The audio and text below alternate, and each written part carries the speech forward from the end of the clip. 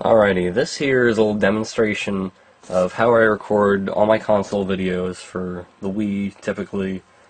I did the Xbox 360 once, probably never again. There are a lot of wires involved, not all of them are necessary. You don't even need a TV, don't worry about it. Makes the viewing experience a little more pleasant.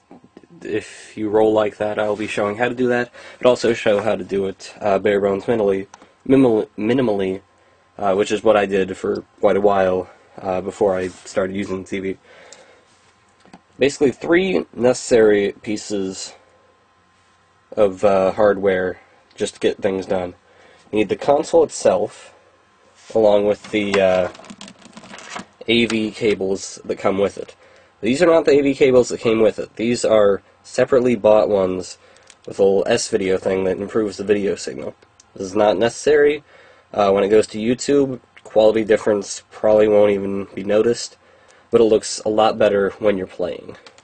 With S-video, with the ones that come with composite, the video signal can be fuzzy. There can be like jet twittering around.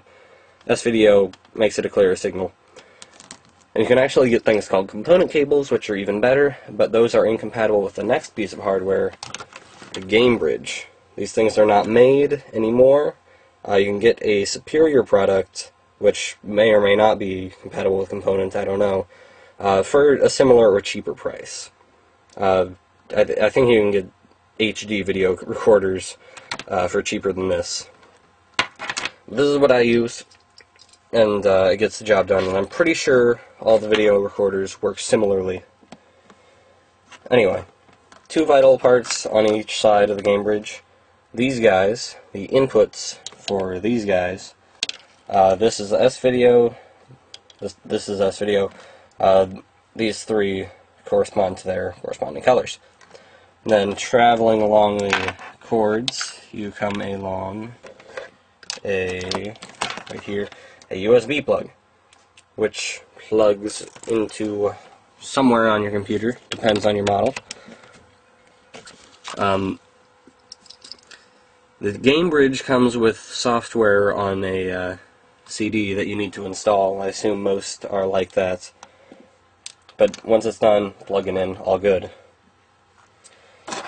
Now what you want to do for bare bones is plug these guys into these guys for the corresponding colors. That will allow it to appear, be connected to your computer, and you can use various programs to get at it, which I will cover a bit later. But I'm going to show my fancy schmancy method, which will allow it to be displayed on the TV and on the computer simultaneously, which allows you to sit more comfortably, avoid interlacing when you're recording, at least when you're watching, and also can minimize input lag. So if you got a spare TV hanging around and some spare these guys, male-to-male cords lying around, I'd say it's worth doing. Now the thing about these male-to-male cords, you will probably have three, a yellow, a white, and a red. I have really old cords, so I only have mono sound going to the TV, but that's fine because I'm using a really old TV that only gets mono input, so it's all good for me. So here's what you do. Plug in your game console into the TV like you normally would if you weren't recording at all. Since I'm just going to use these two, you can just plug them in. Let's make sure I'm looking at the colors right. That's really dark. Let's see if I can.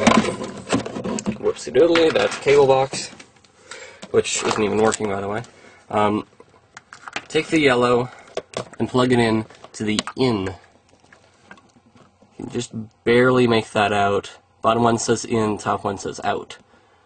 Those are both important to what we're doing here. Take the yellow one, plug it into the proper, get in the shot, proper in. Take the white, put it in the proper in. And if you had a red one, you would do similarly for that. However, since I do not have a red one, I will be simply taking the red bring it to the Gamebridge here, setting down the camera while I do this. And we've got the red, plug in the red. Now, this video is a bit trickier to plug in. You have to do it at some special angle, or like that. There we go. And now you got these two guys. And the way things are now, nothing is coming to these, you won't have a video, and you won't have left audio. And it's completely out of shot. Great. You need these two guys.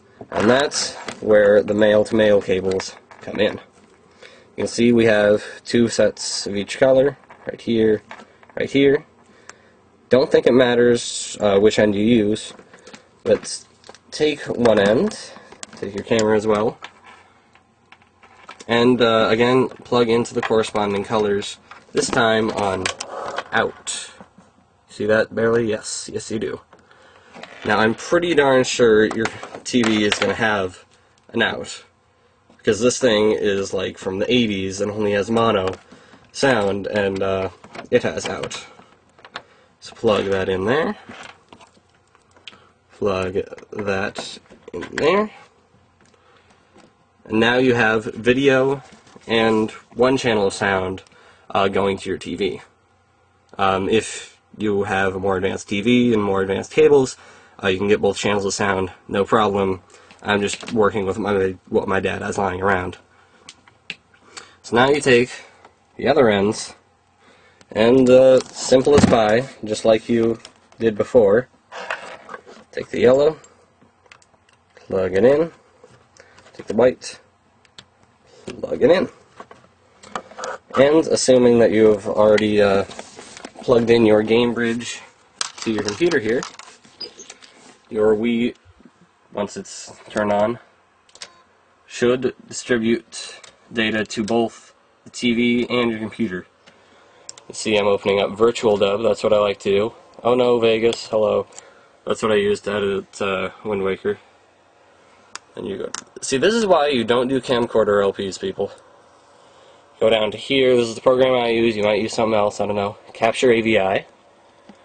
And hello, this appears. I'm not going to go into detail about the software, this is all hardware stuff here.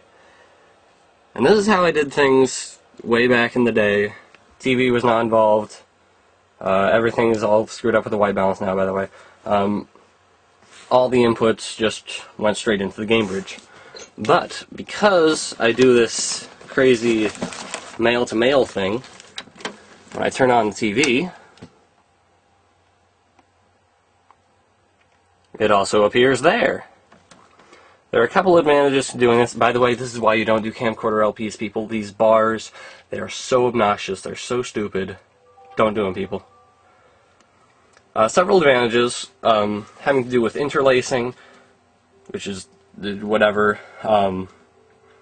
It's going to show up on your recording anyway, but something about the way human eyes work, it's going to look a lot better on the TV than it does on the computer, and that's why if you're playing a very graphically intensive game, you want to do it on the TV.